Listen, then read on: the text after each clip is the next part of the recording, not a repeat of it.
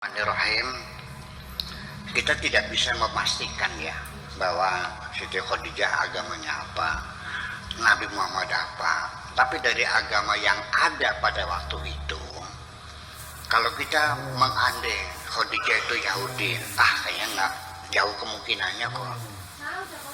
Kalau Khadijah itu agamanya penyembah berhala, jauh kemungkinan. Kalau ateis gimana? Apalagi. Jadi kalau kita menduga barangkali dia Nasrani, itu yang paling baik. Betul nggak? Ya iya, dibandingkan dia Yahudi, dia penyembah berhala, dia yang ateis, komunis, enggak dong. Nah, tapi kita punya dugaan alternatif yang lain bahwa di tengah masyarakat Arab selain agama Nasrani, agama Yahudi, agama Majusi, penyembah berhala, ateis dan sebagainya, ada kelompok masyarakat di Jazirah Arab waktu itu namanya Hunafa, yaitu mereka sudah berketuhanan yang Maha Esa, bertauhid, tapi mereka itu ikut-ikutan menyembah berhala juga.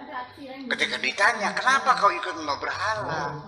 Nah, mereka menjawab, diterangkan dalam Al-Qurannya, wa ma na'buduhum illa liyuqarribuna ilallahi zulfa.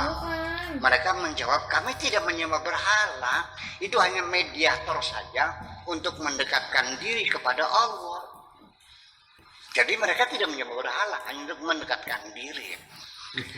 Psikologinya begini, kenapa orang beragama yang Tuhannya itu Maha Esa seperti agama Islam, ya agama atau yang lainnya, itu jarang terjadi saya melihat orang Islam sholat sambil menangis.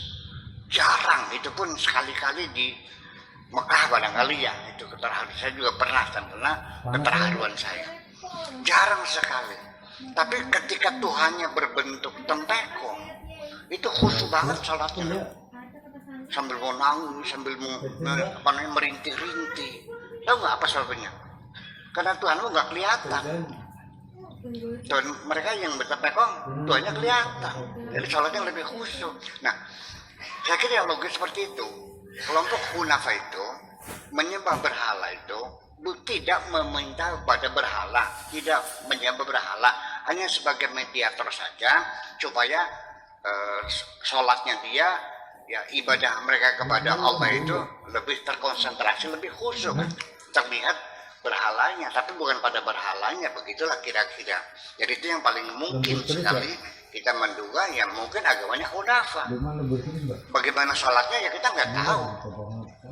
Ada rukunnya ya nggak tahu.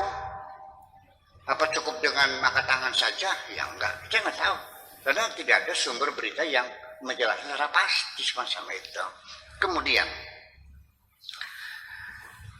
saya